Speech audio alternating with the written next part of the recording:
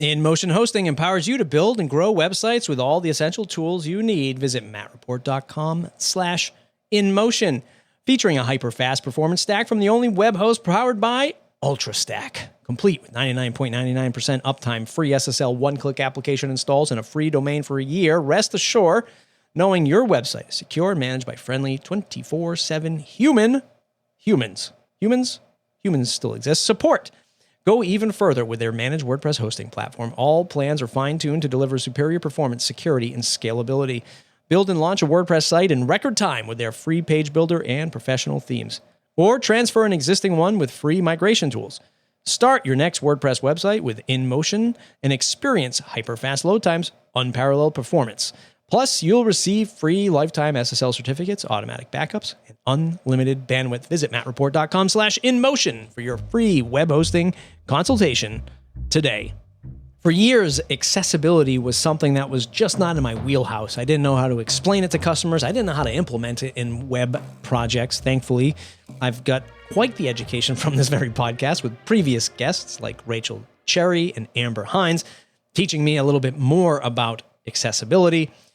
Today's guest is Anne Bovelett, and she's going to talk about accessibility and, wait a minute, Elementor? I never thought that we could be putting page builders together with accessibility, but boy, was I wrong. And we're going to learn more about that today. We're going to learn more about her Oscar-winning father as well. It's a fantastic conversation. I hope you really appreciate it. If you do, buymeacoffee.com/MattReport. Support the show for as little as $5 for a digital coffee. Okay, here's our interview with Anne. I'm mainly a WordPress user, and I contribute in smaller ways, translations. I uploaded a photo to the new photo directory. It was very exciting. Oh, very good. But mostly I'm trying to contribute by teaching people about accessibility connected to WordPress, plugins, page builders, stuff like that, because page builders are not going away. And there's millions of sites out there with page builders. So we can all get very mad at page builders for not creating accessible output. But I think if we make a fist and people learn how to make a fist, that can change. And then the world is going to be a better place. And last year I had the massive honor of being on the organizing team of WordCamp Europe. And that was an insane ride. That looked like an insane event. It was, but it was wonderful. And especially you think, I don't know all of these people. And then you come to Porto, there's almost 3,000 people there. And every third, every fourth person, I was like, I know you. I know your face.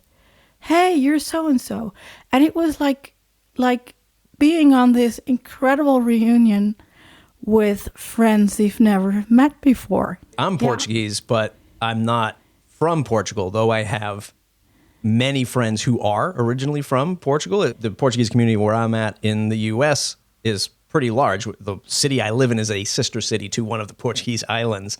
And it's funny to see all of my WordPress peers go to Portugal, love the Portuguese, culture, food, of course, the geography and the venue and all that stuff. Some folks are moving to Portugal, like Bob WP, Corey Miller, I know, loves Portugal. It looked like a great place. And I think it was one of those things that really brought, I think WordCamp Europe really brought back, the vibe that everyone was missing from being in person, because we literally couldn't be in person for many years. So congrats to you and the team who put that together. Thank you so much.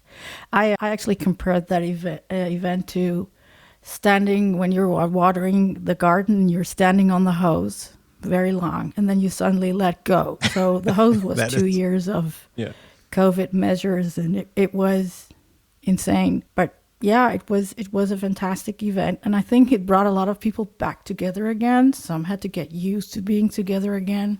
Yeah, it was much, much better than I could ever imagine. Tell me why accessibility is so important to you. I've had Amber Hines on the show, Rachel Cherry before, other folks who drill deep into focusing on accessible design, development, sustainable development, all that stuff. I think for most, and I'm speaking for myself as one who used to run an agency, so 15 years ago, when I heard accessibility, it was like, man, this is just another layer that I know nothing about. So I was afraid of it. That was like, in my full transparency, like I was afraid of it because I knew nothing about it. 15 years later, I'm a little bit more versed in it. But why is accessibility important to you, and why is that a core focus for you? Well, the first thing that woke me up was a tweet about 2 years ago. I have it written somewhere on my site where this girl spoke about her blind father and how he was on the phone crying for needing help again with a website, and where she begged people make your site accessible.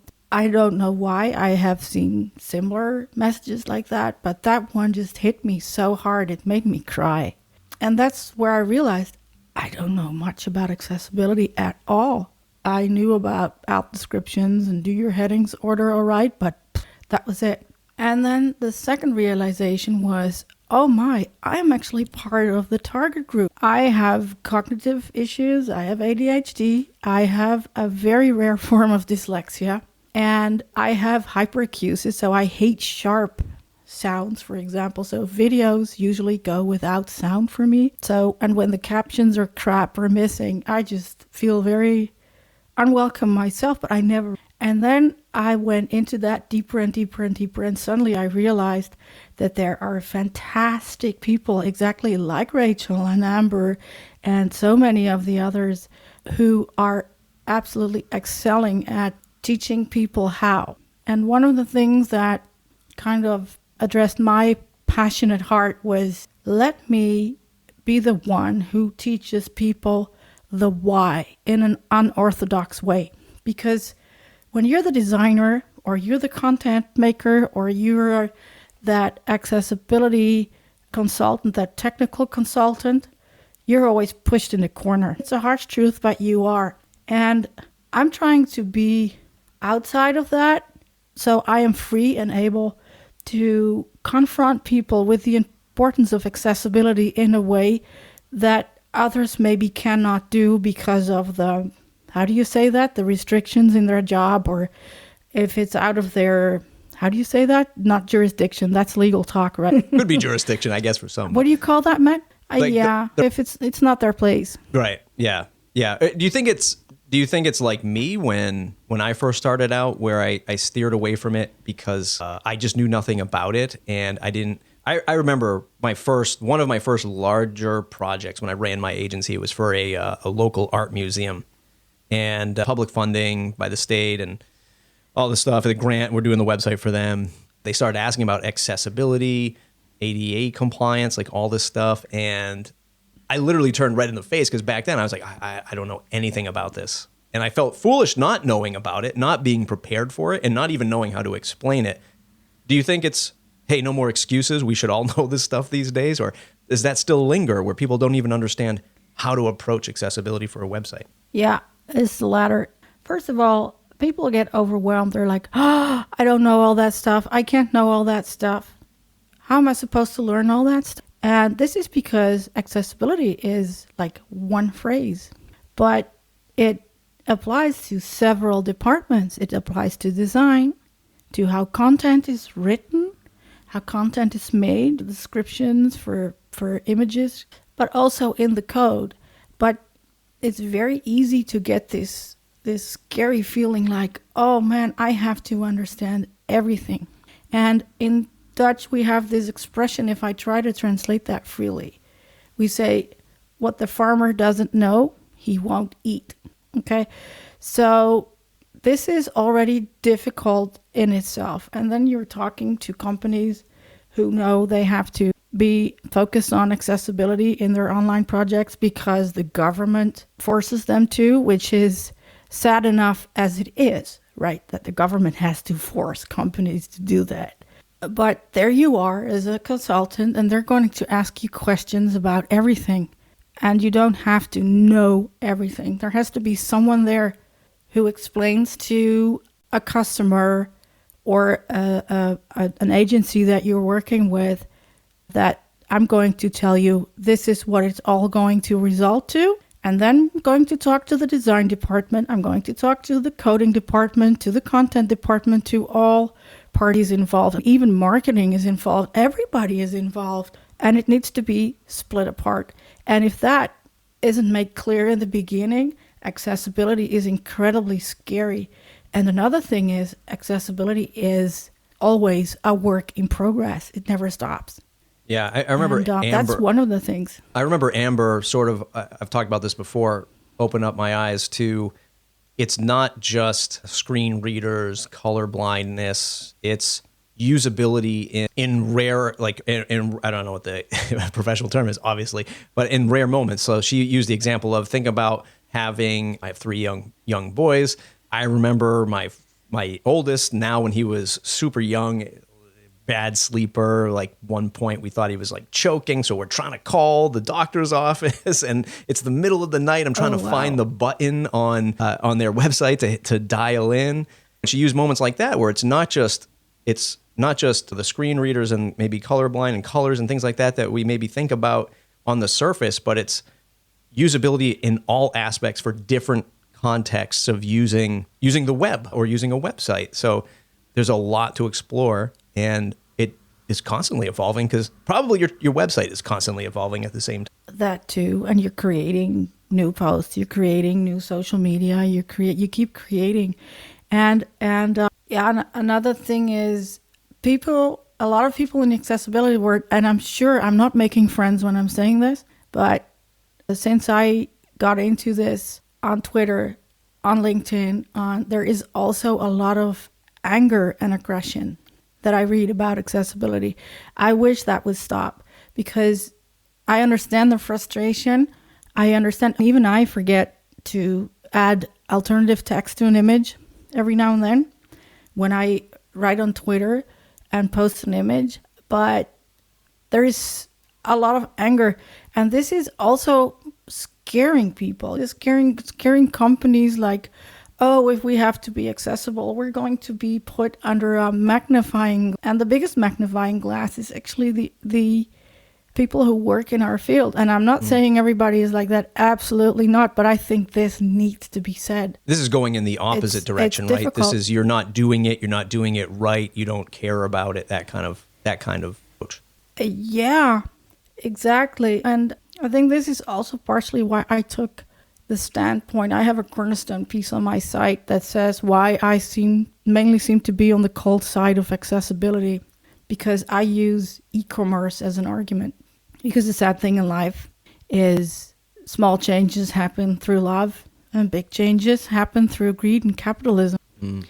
And I don't give a, I'm not going to say something bad.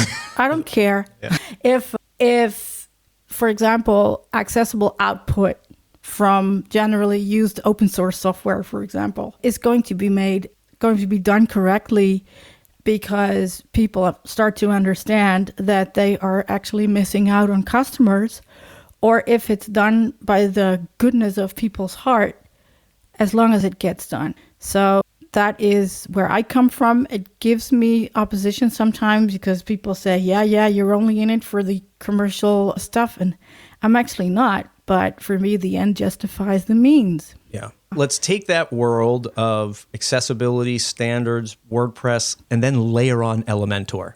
I think for most people, they hear that and they go, oh my God, how do you do that?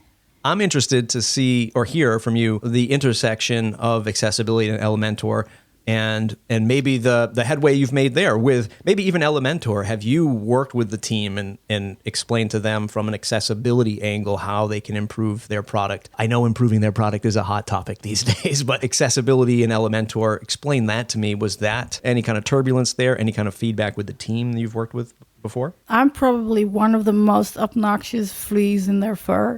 Fleas in their fur. I've never heard that one, but I like it.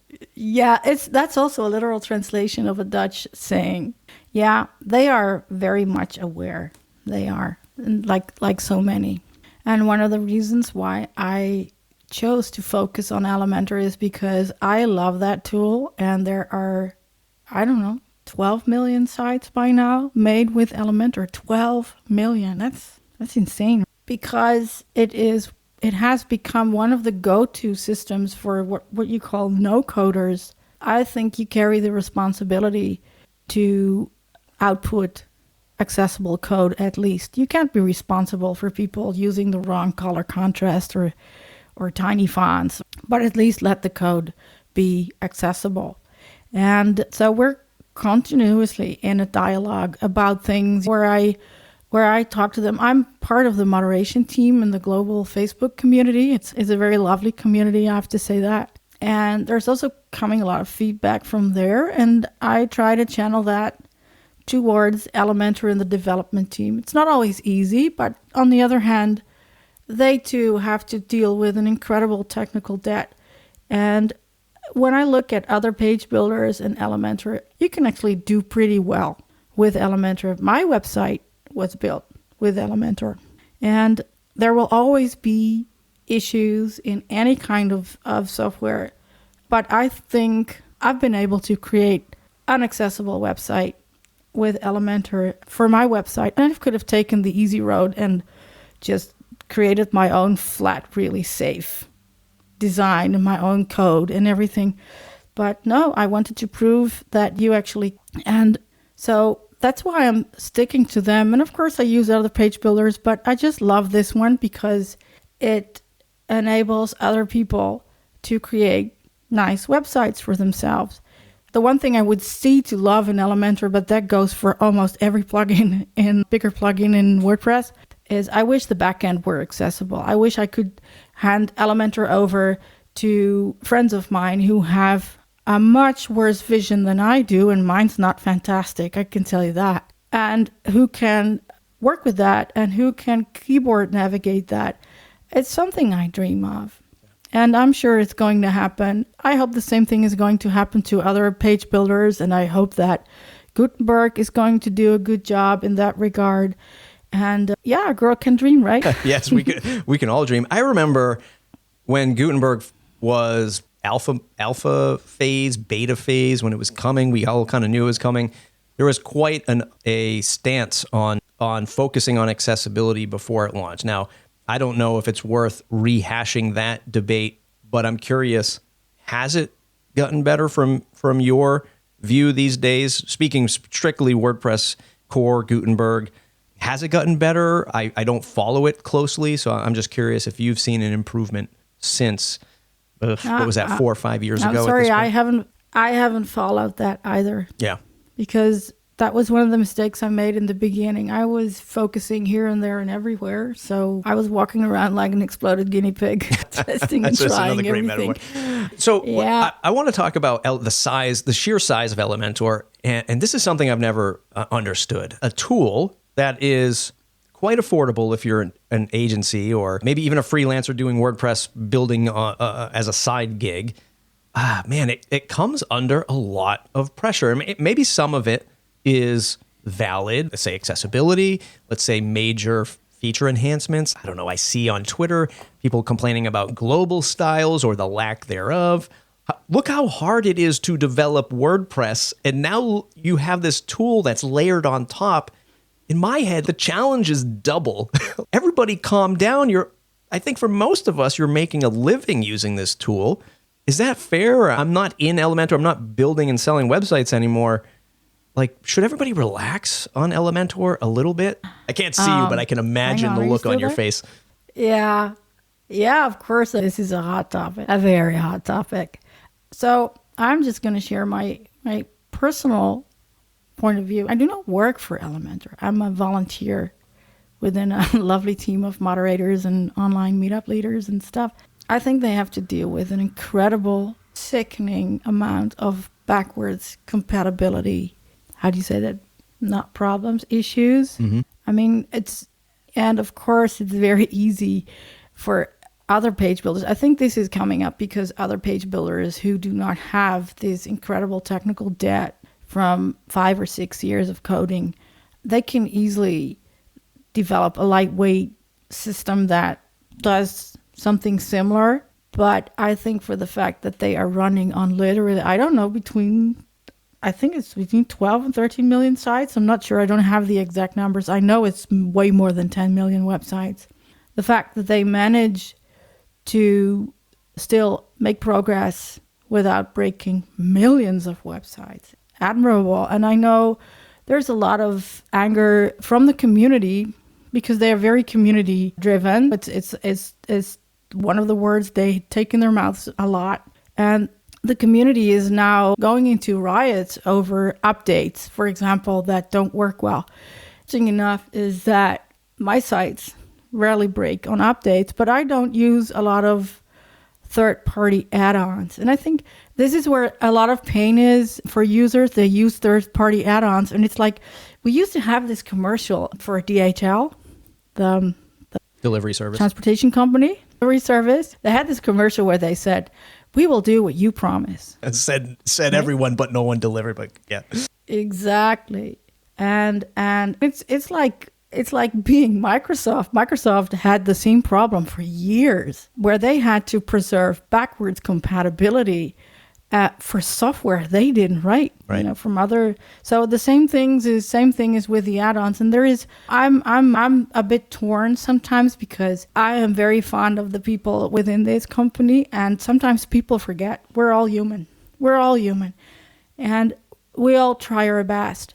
And sometimes good people do stupid things, and sometimes bad people do good things. There's a balance. So yeah, and I get it. As an agency, on one hand, I just want to provide the tool that's best for my customer. And sometimes my customer is I give training in Elementor and WordPress. Sometimes my customer is this really happy marketing agency who are so happy that they do not have to hire, I don't know what kind of people to create very simple one-pagers. Elementor enables them to do that really. So for them, it's absolutely great. And of course, the developer part of the community is less happy because we know how much dynamic capabilities WordPress has. And we want that, to use those capabilities within Elementor. And right now, for many of those, we depend on third-party add-ons. And this is where the party begins, right? When the third-party add-ons do not update their stuff, and in spite of people within Elementor telling them, hey guys, check it out, we're going into beta, go check, something goes wrong. And none of the how do you say that, configurations are the same. It's incredibly difficult. So yeah, I think the fuzz right now is about 3.7 update blowing up in some people's faces. And that's hard. Yeah. That's difficult. And I feel really sorry that this is happening, and I get the frustration, and it comes on top of people wanting all kinds of dynamic stuff. I just wish Elementor was a bit more talkative to the audience. Well, we hear that too. We hear that too with WordPress core and with Matt Mullenweg, and there's like this communication level that I think we all desire, and that we're all very much hoping for in an open source movement. We kind of expect it. We, the ones who like really love WordPress, we're not just the pizza shop owner. They're just like, I don't care, just give me my website. But the ones who are really involved in this, like, we kind of expect open source, whether it's coming from Elementor or WordPress core or heck WordPress.com, Jetpack, anyone who touches it, GoDaddy, anyone really. We expect this open communication, and I think that it's challenging for these businesses and these commercial brands to do that, whether it's a resources thing or they don't know what to say. I'm not quite sure, or they feel they don't need to. I don't really know, but I think it's impacting a lot of us. Yeah, that is the big game. This is an issue I see in general, not just in WordPress, but everywhere around us. There is a lot of assumption-based communication, and that always leads to trouble. And I want to emphasize to everybody listening, I understand you're pissed off. I get very pissed off myself. Of course, I have customer projects that blow up, but I also have had customer projects blow up when I was still using Divi, or I have other stuff. I used to use these super duper cruise ship size templates like Enfold, where I only needed a rowboat. Right. But I just used Enfold. So I knew my customer could create a new page. Every one of these has an upside and a downside. And I actually believe that because as a company, they are so visible, they catch a lot of wind. That's why. And I just really, I want everybody to remember, no matter who you criticize on the web, anyone that provides you with a tool, a free tool, a paid tool. It doesn't matter. These are people. They're all doing the best they can. They work very hard. And sometimes people get so personal in these things. And it's just business. If my car is broken, I can be really mad at how do you say, the manufacturer? But I'm not taking it out on the garage. Yeah, it's like, it's remember that. It's the same thing.